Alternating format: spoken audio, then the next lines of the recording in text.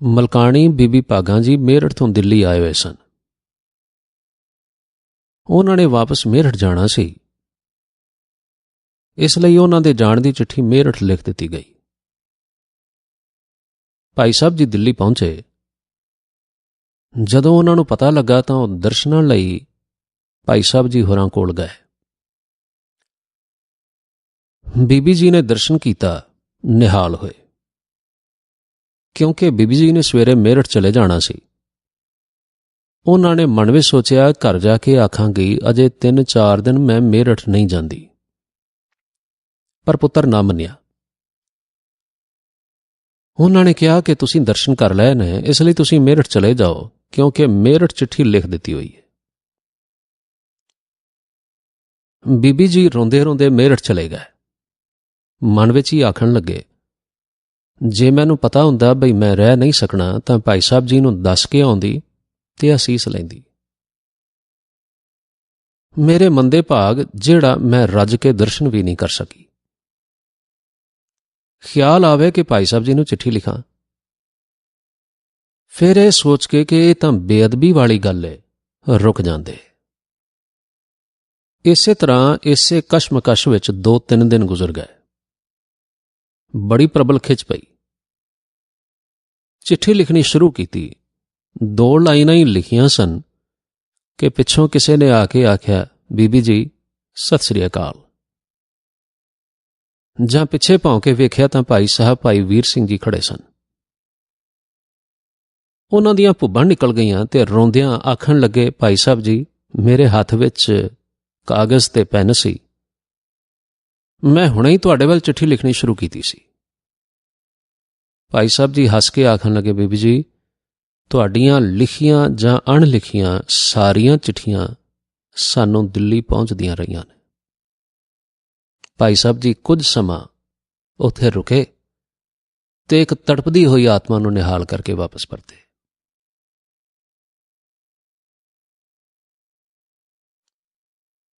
ਮਲਕ ਇਕਬਾਲ ਸਿੰਘ ਸਪੁੱਤਰ ਮਲਕ ਮੋਹਨ ਸਿੰਘ ਰਾਵਲਪਿੰਡੀ ਵਾਲਿਆਂ ਦਾ ਵਿਆਹ ਸੀ। ਜਾਂਝ ਰਾਵਲਪਿੰਡੀ ਤੋਂ ਲਾਹੌਰ ਆਈ।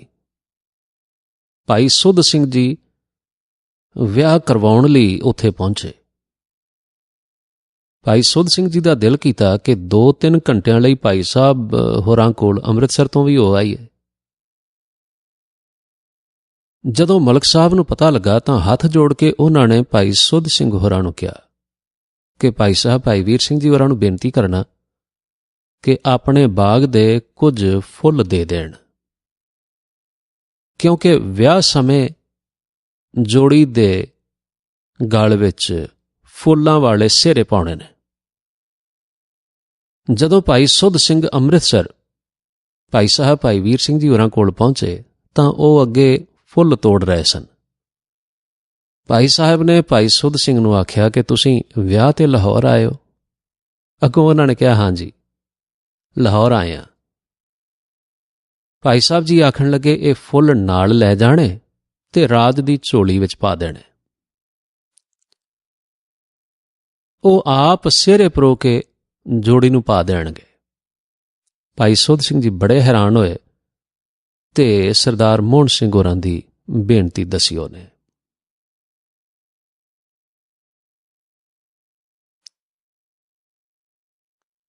ਭਾਈ ਪ੍ਰਧਾਨ ਸਿੰਘ ਰਾਗੀ ਭਾਈ ਸਾਹਿਬ ਹੋਰਾਂ ਕੋਲ ਗਏ ਹੋਏ ਸਨ। ਸਵੇਰ ਦਾ ਵੇਲਾ ਸੀ। ਭਾਈ ਸਾਹਿਬ ਸਵੇਰ ਦੀ ਸੈਰ ਦੇ ਚੱਕਰ ਲਾ ਰਹੇ ਸਨ। ਬਾਹਰ ਉੱਥੇ ਹੀ ਬੈਂਚ ਤੇ ਅਖਬਾਰ ਪਈ ਸੀ। ਭਾਈ ਪ੍ਰਧਾਨ ਸਿੰਘ ਨੇ ਅਖਬਾਰ ਚੁੱਕ ਕੇ ਪੜ੍ਹਨੀ ਸ਼ੁਰੂ ਕਰ ਦਿੱਤੀ। ਭਾਈ ਸਾਹਿਬ ਉਹਨਾਂ ਦੇ ਕੋਲੋਂ ਲੰਘੇ ਤੇ ਅਖਬਾਰ ਉਹਨਾਂ ਦੇ ਹੱਥ ਵਿੱਚੋਂ ਲੈ ਲਈ। ਇੱਕ ਅੱਧ ਸੁਰਖੀ ਦੇਖੀ ਤੇ ਫਿਰ ਅਖਬਾਰ ਬੈਂਚ ਤੇ ਰੱਖ ਕੇ ਭਰੇ ਚੱਕਰ ਲਾਉਣ ਲੱਗ ਪਏ। ਭਾਈ ਪ੍ਰਧਾਨ ਸਿੰਘ ਨੇ ਫਿਰ ਅਖਬਾਰ ਚੁੱਕ ਕੇ ਪੜ੍ਹਨੀ ਸ਼ੁਰੂ ਕਰ ਦਿੱਤੀ। ਭਾਈ ਸਾਹਿਬ ਨੇ ਫਿਰ ਅਖਬਾਰ ਲੈ ਕੇ ਬੈਂਚ ਉੱਤੇ ਰੱਖ ਦਿੱਤੀ ਤੇ ਸੈਰ ਕਰਨ ਲੱਗ ਪਏ। ਤੀਜੀ ਵਾਰ ਫਿਰ ਇੰਜ ਹੀ ਹੋਇਆ। ਭਾਈ ਸਾਹਿਬ ਨੇ ਭਾਈ ਪ੍ਰਧਾਨ ਸਿੰਘ ਨੂੰ ਆਖਿਆ, ਵੇਖੋ ਅੰਦਰ ਇੱਕ ਸਰੋਵਰ ਹੈ, ਜੇ ਉਹਦੇ ਵਿੱਚ ਇੱਕ ਇੱਕ ਬੂੰਦ ਵੀ ਪਾਉਂਦੇ ਰਹੀਏ ਤਾਂ ਸਮਾਂ ਪਾ ਕੇ ਉਸ ਸਰੋਵਰ ਵਿੱਚ ਬਹੁਤ ਸਾਰਾ ਪਾਣੀ ਜਮ੍ਹਾਂ ਹੋ ਜਾਏਗਾ। ਅਸੀਂ ਸਮਝਦੇ ਨਹੀਂ ਸਵਾਸ ਬਿਰਥੇ ਗਵਾ ਰਹੇ ਹਾਂ। ਸਵਾਸਾਂ ਨੂੰ ਸੰਭਾਲਣਾ ਚਾਹੀਦਾ ਹੈ।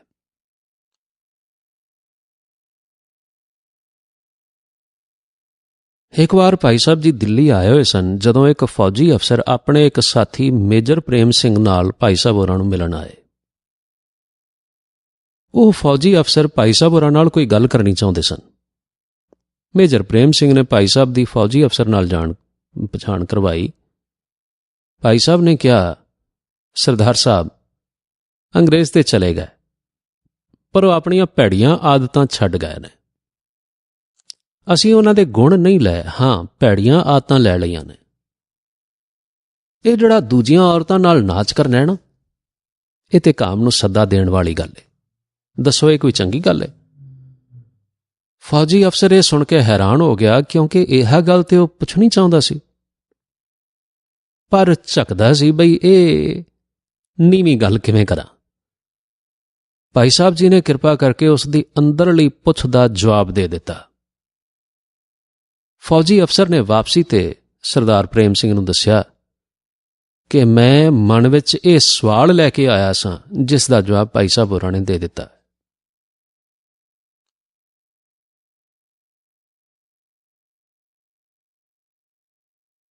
ਭਾਈ ਸਾਹਿਬ ਜੀ ਪੰਜਾਬ ਅਸੈਂਬਲੀ ਦੇ ਮੈਂਬਰ ਚੁਣੇ ਗਏ। ਜਦੋਂ ਪਹਿਲਾ ਸੈਸ਼ਨ ਅਟੈਂਡ ਕਰਕੇ ਆਏ ਨਾ, ਤਾਂ ਆਖਣ ਲੱਗੇ, ਮੈਨੂੰ ਹੁਣ ਪਤਾ ਲੱਗਾ ਕਿ ਗੁਰੂ ਦਾਤਾ ਨੇ ਮੈਨੂੰ ਮੈਂਬਰ ਕਿਉਂ ਬਣਾਇਆ।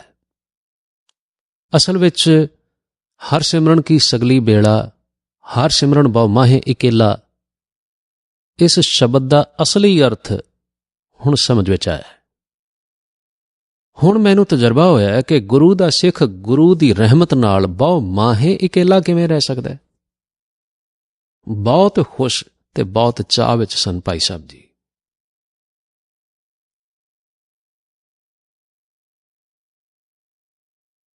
ਭਾਈ ਧੰਨਾ ਸਿੰਘ ਜੀ ਫਰੂਕੇ ਦੇ ਰਹਿਣ ਵਾਲੇ ਸਨ।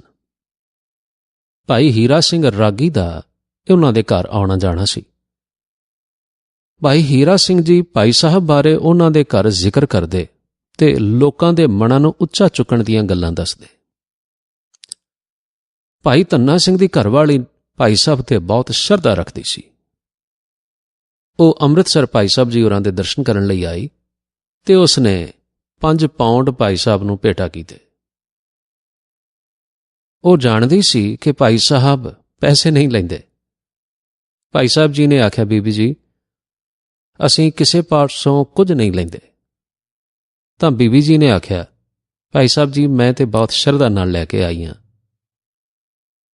ਭਾਈ ਸਾਹਿਬ ਨੇ ਕਿਹਾ, ਇਹ ਚੁੱਕ ਲਓ, ਅਸੀਂ ਕਦੇ ਵੀ ਕਿਸੇ ਪਾਸੋਂ ਕੁਝ ਨਹੀਂ ਲੈਂਦੇ। ਇੰਨੀ ਦੇਰ ਵਿੱਚ ਉੱਥੇ ਹੋਰ ਸੰਗਤਾਂ ਆ ਗਈਆਂ। ਆਪ ਹੋਰ ਬਚਨ ਕਰਨ ਲੱਗ ਪਏ ਤੇ ਉਹ ਬੀਬੀ ਚੁੱਪ ਕਰਕੇ ਚਲੀ ਗਈ। ਭਾਈ ਸਾਹਿਬ ਨੂੰ ਪਤਾ ਨਹੀਂ ਸੀ ਕਿ ਬੀਬੀ ਕਿੱਥੇ ਠਹਿਰੀ ਹੋਈ ਹੈ ਕਿ ਪੈਸੇ ਵਾਪਸ ਭੇਜ ਦਈਏ। ਆਪ ਨੇ 5 ਪਾਉਂਡ ਵੇਚ ਕੇ ਜਿੰਨੇ ਵੀ ਪੈਸੇ ਮਿਲੇ ਪੰਜਾਬ ਸਿੰਧ ਬੈਂਕ ਵਿੱਚ ਧੰਨਾ ਸਿੰਘ ਦੀ ਘਰਵਾਲੀ ਦੇ ਨਾਮ ਆਪਣੀ ਗਵਾਹੀ ਰਾਹੀਂ ਸੇਵਿੰਗ ਬੈਂਕ ਅਕਾਊਂਟ ਵਿੱਚ ਜਮ੍ਹਾਂ ਕਰਵਾ ਦਿੱਤੇ। ਇਹ ਗੱਲ ਬਹੁਤ ਪੁਰਾਣੀ ਹੈ।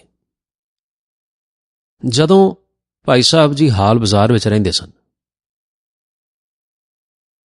ਸੂਦ ਨਾਲ ਰਕਮ ਬਹੁਤ ਵੱਧ ਗਈ, ਦੇਸ਼ ਦੀ ਵੰਡ ਹੋ ਗਈ। ਧੰਨਾ ਸਿੰਘ ਦਾ ਪਰਿਵਾਰ ਕਿੱਥੇ ਗਿਆ ਕੋਈ ਪਤਾ ਨਹੀਂ ਸੀ। ਸੇਵਿੰਗ ਬੈਂਕ ਅਕਾਊਂਟ ਦੀ ਮਿਆਦ ਹੁੰਦੀ ਹੈ ਤੇ ਜੇਕਰ ਕੁਝ ਸਮਾਂ ਕੋਈ ਖਾਤਾ ਚਾਲੂ ਨਾ ਰੱਖੇ ਤਾਂ ਫਿਰ ਉਹ ਨੋਟਿਸ ਦੇ ਦਿੰਦੇ ਨੇ। ਬੈਂਕ ਵਾਲਿਆਂ ਨੇ ਭਾਈ ਸਾਹਿਬ ਤੋਂ ਪਤਾ ਪੁੱਛਿਆ ਤੇ ਥੋੜੀ ਦੇਰ ਬਾਅਦ ਯਤਨ ਕਰਨ ਤੋਂ ਪਤਾ ਲੱਗਿਆ ਕਿ ਇਹ ਪਰਿਵਾਰ ਗੰਗਾ ਨਗਰ ਰਾਜਸਥਾਨ ਵਿੱਚ ਨੇ। ਹੁਣ ਇਹ ਪੈਸਾ 3000 ਰੁਪਏ ਦੇ ਕਰੀਬ ਹੋ ਗਿਆ ਸੀ। ਧੰਨਾ ਸਿੰਘ ਅਤੇ ਉਹਨਾਂ ਦੀ ਪਤਨੀ ਬਹੁਤ ਬਿਰਧ ਹੋ ਗਏ ਸਨ।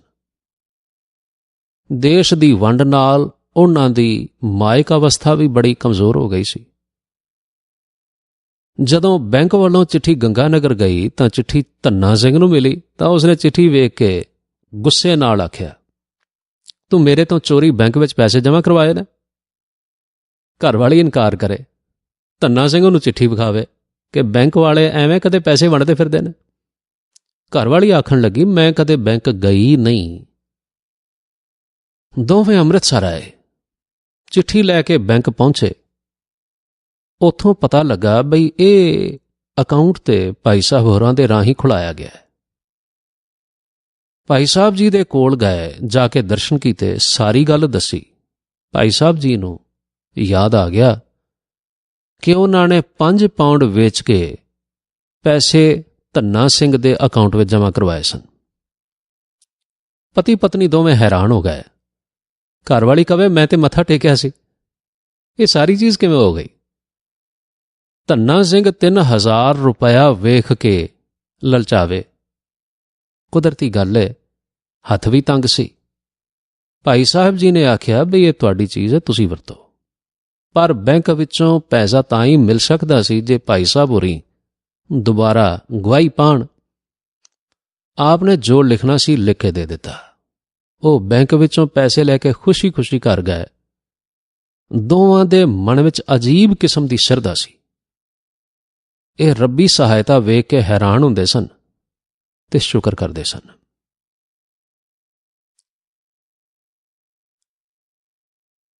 ਭਾਈ ਸੁੱਧ ਸਿੰਘ ਜੀ ਰਾਗੀ ਭਾਈ ਸਾਹਿਬ ਹੋਰਾਂ ਦੇ ਕੋਲ ਆਏ। ਉਹਨਾਂ ਨੇ ਬੇਨਤੀ ਕੀਤੀ ਕਿ ਕਿਸੇ ਸਮੇਂ ਖਰਚੇ ਤੋਂ ਬਚਾ ਕੇ ਰੱਖੀ ਹੋਈ ਇਹ ਰਕਮ 1100 ਰੁਪਏ ਹੋ ਗਈ ਹੈ, ਇਸ ਨੂੰ ਕਿਸੇ ਸ਼ੁਭ ਕੰਮ ਤੇ ਖਰਚ ਕਰ ਦਿਓ। ਭਾਈ ਸਾਹਿਬ ਨੇ ਸਮਝਾਇਆ, ਤੁਸੀਂ ਇਸ ਮਾਇਆ ਨੂੰ ਆਪਣੇ ਕੋਲ ਰੱਖੋ, ਪਰ ਭਾਈ ਸੁੱਧ ਸਿੰਘ ਨਾ ਮੰਨੇ। ਉਹ ਰਕਮ ਛੱਡ ਕੇ ਚਲੇ ਗਏ। ਭਾਈ ਸਾਹਿਬ ਜੀ ਨੇ ਇਹ ਰਕਮ ਵੀ ਪੰਜਾਬ ਸਿੰਧ ਬੈਂਕ ਵਿੱਚ ਭਾਈ ਸੁੱਧ ਸਿੰਘ ਦੇ ਨਾਮ ਬੈਂਕ ਅਕਾਊਂਟ ਵਿੱਚ ਜਮ੍ਹਾਂ ਕਰਵਾ ਦਿੱਤੀ। ਇਹ ਗੱਲ ਵੀ ਬਹੁਤ ਪੁਰਾਣੀ ਹੈ। ਭਾਈ ਸੁੱਧ ਸਿੰਘ ਨੂੰ ਚੇਤਾ ਵੀ ਨਹੀਂ ਸੀ।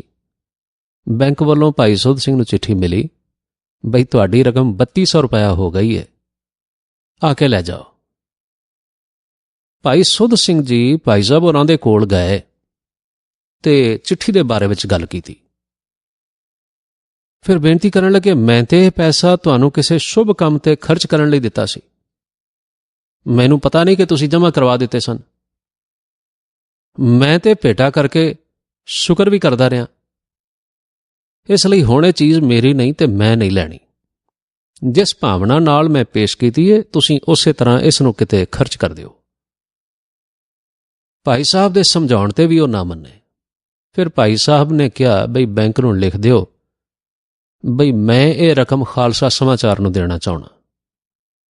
ਭਾਈ ਸੁੱਧ ਸਿੰਘ ਨੇ ਬੈਂਕ ਨੂੰ ਚਿੱਠੀ ਲਿਖ ਦਿੱਤੀ ਤੇ ਹਿਸਾਬ ਸਾਫ਼ ਹੋ ਗਿਆ।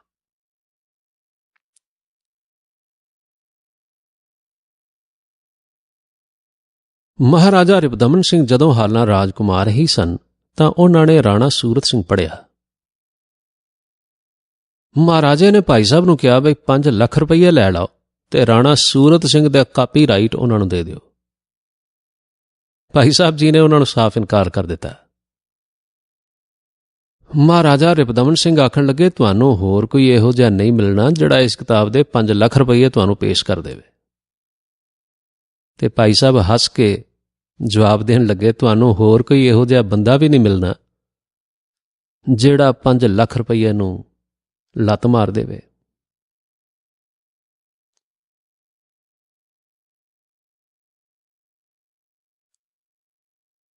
ਛਾਪੇਖਾਨੇ ਵਾਲੇ ਮਕਾਨ ਦੀ ਗੱਲ ਏ। ਮਲਕ ਤੇਜਾ ਸਿੰਘ ਭਾਈ ਸਾਹਿਬ ਹੋਰਾਂ ਕੋਲ ਆਏ ਹੋਏ ਸਨ। ਉਹਨਾਂ ਨੇ ਰਾਤ ਦੀ ਗੱਡੀ ਤੇ ਜਾਣਾ ਸੀ। ਭਾਈ ਸਾਹਿਬ ਜੀ ਐਸੇ ਆਨੰਦ ਵਿੱਚ ਆਏ ਕਿ ਰਹਿਮਤ ਦਾ ਹੜ੍ਹ ਆ ਗਿਆ। ਮਲਕ ਜੀ ਭਾਈ ਸਾਹਿਬ ਹੋਰਾਂ ਦੇ ਚਰਨਾਂ ਵਿੱਚ ਬੈਠੇ ਰੋ ਰਹੇ ਸਨ। 1 ਘੰਟਾ ਲੰਘ ਗਿਆ। ਭਾਈ ਸਾਹਿਬ ਜੀ ਕਹਿਣ ਲੱਗੇ, ਮਲਕ ਜੀ ਕਿਤੇ ਤੁਹਾਡੀ ਗੱਡੀ ਚਲੀ ਨਾ ਗਈ ਹੋਵੇ, ਸਵੇਰੇ ਤੇ ਤੁਸੀਂ ਹਾਜ਼ਰ ਹੋਣੇ ਡਿਊਟੀ ਤੇ।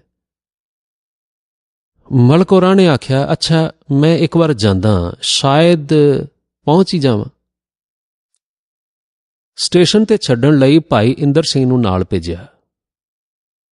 ਵਾਪਸ ਆ ਕੇ ਭਾਈ ਇੰਦਰ ਸਿੰਘ ਨੇ ਦੱਸਿਆ ਕਿ ਗੱਡੀ 1 ਘੰਟਾ ਲੇਟ ਸੀ ਤੇ ਜਦੋਂ ਸਟੇਸ਼ਨ ਤੇ ਪਹੁੰਚੇ ਤਾਂ ਗੱਡੀ ਪਲੇਟਫਾਰਮ ਤੇ ਆਈ ਸੀ।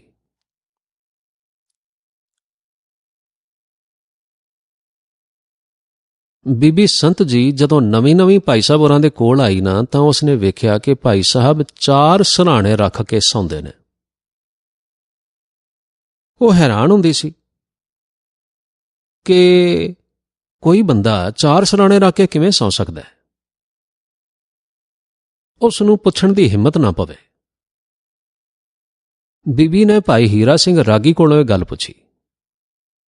ਉਹ ਹੱਸ ਪਏ ਤੇ ਆਖਣ ਲੱਗੇ, ਬੀਬੀ, ਸਿੱਖੀ ਦੀ ਰੀਤ ਇਹ ਆ। ਗੁਰੂ ਅਮਰਦਾਸ ਜੀ ਮਹਾਰਾਜ ਵੀ 4 ਸਿਰਹਾਣੇ ਰੱਖ ਕੇ ਸੌਂਦੇ ਸਨ। ਕਿਸੇ ਸਿੱਖ ਨੇ ਗੁਰੂ ਜੀ ਨੂੰ ਪੁੱਛਿਆ ਤਾਂ ਆਪ ਨੇ ਦੱਸਿਆ, ਭਾਈ ਕੋਸ਼ਿਸ਼ ਕਰਦੇ ਹਾਂ ਤਾਂ ਕਿ ਪਿੱਠ ਮੰਜੀ ਨਾਲ ਨਾ ਲੱਗੇ ਤੇ ਗਾੜੀ ਨੀਂਦ ਨਾ ਆਵੇ। ਬੀਬੀ, ਇੱਥੇ ਵੀ ਇਹੋ ਕੋਸ਼ਿਸ਼ ਹੈ ਕਿ ਕਿਤੇ ਗੂੜੀ ਨੀਂਦ ਨਾ ਆ ਜਾਏ।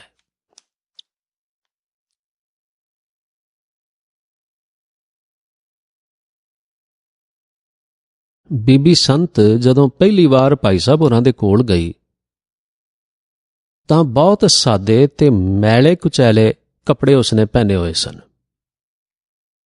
ਦਰਅਸਲ ਇਸ ਤਰ੍ਹਾਂ ਦਾ ਪਹਿਰਾਵਾ ਵਿਧਵਾ ਹੋਣ ਕਰਕੇ ਸੀ। ਭਾਈ ਸਾਹਿਬ ਜੀ ਨੇ ਪੁੱਛਿਆ, ਤੇਰਾ ਗੁਰੂ ਨਾਨਕ ਨੂੰ ਮਿਲਣ ਨੂੰ ਜੀ ਕਰਦਾ? ਬੀਬੀ ਨੇ ਜਵਾਬ ਦਿੱਤਾ, ਹਾਂ ਜੀ, ਮਿਲਣ ਨੂੰ ਜੀ ਤੇ ਕਰਦਾ। ਭਾਈ ਸਾਹਿਬ ਜੀ ਨੇ ਪੁੱਛਿਆ, ਕੱਪੜੇ ਕਿੰਨੇ ਦਿਨਾਂ ਮਗਰੋਂ ਬਦਲਦੇ ਹੋ? ਜਵਾਬ ਮਿਲਿਆ, ਜੀ, ਤੀਜੇ ਚੌਥੇ ਦਿਨ। ਫਿਰ ਆਖਣ ਲੱਗੇ, ਕੇਸੀ ਇਸ਼ਨਾਨ ਕਰਦੇ ਹੋ? ਬੀਬੀ ਨੇ ਜਵਾਬ ਦਿੱਤਾ, ਹਾਂ ਜੀ, 2-2.5 ਹਫ਼ਤਿਆਂ ਮਗਰੋਂ। ਤੇ ਸਿਰਫ ਉਦੋਂ ਸਿਰ ਵਾਹੁਣੀ ਆ ਜਦੋਂ ਸਿਰ ਧੋਨੀ ਆ, ਉਸ ਤੋਂ ਮਗਰੋਂ ਮੈਂ ਸਿਰ ਨਹੀਂ ਵਾਹੁੰਦੀ। ਭਾਈ ਸਾਹਿਬ ਜੀ ਨੇ ਆਖਿਆ, ਜਿਸ ਦਾ ਸਰੀਰ ਇੰਨਾ ਮੈਲਾ ਹੋਵੇਗਾ, ਉਸ ਦਾ ਮਨ ਕਿੰਨਾ ਮੈਲਾ ਹੋਣਾ ਹੈ? ਦੱਸੋ, ਗੰਦੇ ਸਰੀਰ ਤੇ ਮੈਲੇ ਮਨ ਵਿੱਚ ਗੁਰੂ ਜੀ ਕਿਸ ਤਰ੍ਹਾਂ ਦਰਸ਼ਨ ਦੇਣਗੇ? ਭਾਈ ਸਾਹਿਬ ਜੀ ਆਖਣ ਲੱਗੇ, ਵੇਖੋ, ਅੰਦਰ ਪਹਿਨਣ ਵਾਲੇ ਕੱਪੜੇ ਰੋਜ਼ ਬਦਲੋ, ਉੱਪਰਲੇ ਭਾਵੇਂ ਦੂਜੇ ਤੀਜੇ ਦਿਨ। ਹਰ ਹਫ਼ਤੇ ਜ਼ਰੂਰ ਸਿਰ ਧੋਵੋ। ਕੰਘਾ ਰੋਜ਼ ਕਰੋ। 11 ਪਾਠ ਸ੍ਰੀ ਜਪਜੀ ਸਾਹਿਬ ਦੇ ਰੋਜ਼ ਕਰੋ। ਬੀਬੀ ਨੇ ਹੁਕਮ ਮੰਨ ਕੇ ਹੁਕਮਾਂ ਦੀ ਪਾਲਣਾ ਸ਼ੁਰੂ ਕਰ ਦਿੱਤੀ। ਉਸ ਨੂੰ ਇਸ ਤਰ੍ਹਾਂ ਜਾਪੇ ਜਿਵੇਂ ਸਰੀਰ ਦੇ ਨਾਲ ਨਾਲ ਮਨ ਵੀ ਸ਼ੁੱਧ ਹੋ ਰਿਹਾ ਹੈ। ਕੁਝ ਦੇਰ ਪਿੱਛੋਂ ਜਦੋਂ ਫਿਰ ਬੀਬੀ ਭਾਈ ਸਾਹਿਬ ਨੂੰ ਮਿਲੀ ਤਾਂ ਭਾਈ ਸਾਹਿਬ ਜੀ ਨੇ ਬਚਨ ਕੀਤਾ, ਸੁਖਮਨੀ ਸਾਹਿਬ ਦਾ ਪਾਠ ਕਰਿਆ ਕਰੋ। ਬੀਬੀ ਨੇ ਆਖਿਆ, ਇਹ ਤੇ ਬਹੁਤ ਵੱਡੀ ਬਾਣੀ ਹੈ, ਜ਼ੁਬਾਨੀ ਯਾਦ ਨਹੀਂ। ਇੰਨੀ ਦੇਰ ਜੇ ਗੁਟਕਾ ਫੜ ਕੇ ਬੈਠੀ ਰਵਾਂ ਤੇ ਸਹੁਰਾ ਸਾਹਿਬ ਫਿਰ ਨਾਰਾਜ਼ ਹੁੰਦੇ ਨੇ। ਭਾਈ ਸਾਹਿਬ ਨੇ ਕਿਹਾ, ਤੁਸੀਂ ਸ਼ੁਰੂ ਤੇ ਕਰੋ, ਕੁਝ ਦਿਨ ਕਰੋ, ਫਿਰ ਤੁਹਾਡੀਆਂ ਇੰਨੀਆਂ ਭੈਣਾਂ ਨੇ, ਗੁਟਕਾ ਕਿਸੇ ਦੇ ਹੱਥ ਫੜਾ ਦਿਓ ਤੇ ਤੁਸੀਂ ਜ਼ੁਬਾਨੀ ਪੜ੍ਹੀ ਜਾਓ। ਗੁਰੂ ਕਰੇਗਾ, ਕੁਝ ਦਿਨਾਂ ਵਿੱਚ ਹੀ ਸੁਖਮਨੀ ਸਾਹਿਬ ਯਾਦ ਹੋ ਜਾਏਗਾ। ਸੱਚਮੁੱਚ 10-15 ਦਿਨਾਂ ਦੇ ਵਿੱਚ ਹੀ ਮਹਾਂਪੁਰਸ਼ਾਂ ਦੇ ਬਚਨਾਂ ਸਦਕਾ ਬੀਬੀ ਜੀ ਨੂੰ ਸੁਖਮਨੀ ਸਾਹਿਬ ਯਾਦ ਹੋ ਗਿਆ।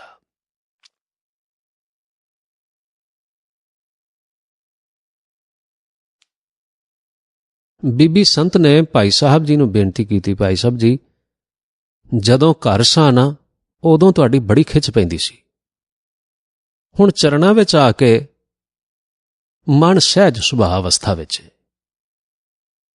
ਭਾਈ ਸਾਹਿਬ ਜੀ ਨੇ ਜਵਾਬ ਦਿੱਤਾ, ਵੇਖੋ ਭਾਈ, ਜਦੋਂ ਸੁਰਮਾ ਸ਼ੀਸ਼ੀ ਵਿੱਚ ਪਿਆ ਹੁੰਦਾ ਨਾ, ਉਦੋਂ ਤੇ ਦਿਸਦਾ, ਤੇ ਜਦੋਂ ਅੱਖਾਂ ਵਿੱਚ ਪਾ ਲਿਆ, ਫਿਰ ਸ਼ੀਸ਼ੀ ਵਿੱਚ ਰੱਖਣ ਤਰ੍ਹਾਂ ਦਿਸਦਾ ਤੇ ਨਹੀਂ ਨਾ ਹੁੰਦਾ।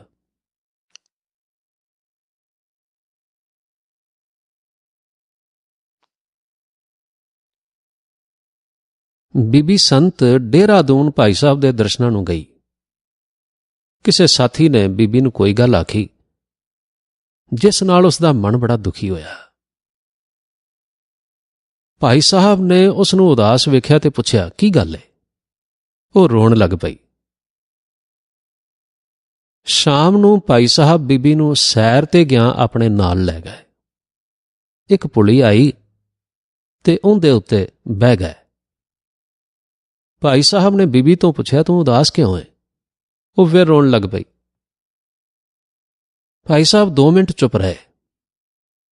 ਪੁਲੀ ਦੇ ਪਿਛਲੇ ਪਾਸੇ ਕਿਸੇ ਜ਼ਿਮੀਂਦਾਰ ਨੇ ਕੰਡੇ ਹੀ ਇਕੱਠੇ ਕੀਤੇ ਹੋਏ ਸਨ। ਭਾਈ ਸਾਹਿਬ ਨੇ ਬੀਬੀ ਤੋਂ ਪੁੱਛਿਆ, ਕੀ ਤੁਸੀਂ ਕੰਡਿਆਂ ਤੋਂ ਪਾਰ ਹੋ ਸਕਦੇ ਹੋ? ਦੱਸੋ ਕਿਵੇਂ ਕਰੋਗੇ? ਬੀਬੀ ਨੇ ਹੱਥ ਜੋੜ ਕੇ ਬੇਨਤੀ ਕੀਤੀ, ਦੱਸੋ ਕਿਵੇਂ ਕਰਾਂ? ਭਾਈ ਸਾਹਿਬ ਨੇ ਕਿਹਾ, ਬਈ ਬੂਟ ਪਾ ਕੇ ਪੈਰ ਢੱਕ ਲਵੋ ਤੇ ਇੱਕ ਪੈਰ ਕੰਡਿਆਂ ਵਿੱਚ ਰੱਖੋ ਤੇ ਛਾਲ ਮਾਰ ਕੇ ਪਾਰ ਹੋ ਜਾਓ। ਜੇ ਚੱਪਲ ਪਾ ਕੇ ਪੈਰ ਰੱਖੋਗੇ ਨਾ, ਫਿਰ ਪੈਰ ਛਿੱਲੇ ਜਾਣਗੇ। ਇਸੇ ਤਰ੍ਹਾਂ ਦੁਨੀਆ ਦੇ ਕੰਡੇ ਤੁਸੀਂ ਖਤਮ ਨਹੀਂ ਕਰ ਸਕਦੇ। ਕੰਡੇ ਪਿੱਛੇ ਵੀ ਸਨ, ਹੁਣ ਵੀ ਨੇ ਤੇ ਅੱਗੋਂ ਵੀ ਆਉਣਗੇ।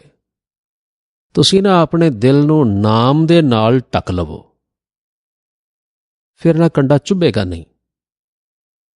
ਬਸ ਇਹ ਢੰਗ ਏ ਦੁਨੀਆ ਦੇ ਕੰਡਿਆਂ ਤੋਂ ਬਚਣ ਦਾ।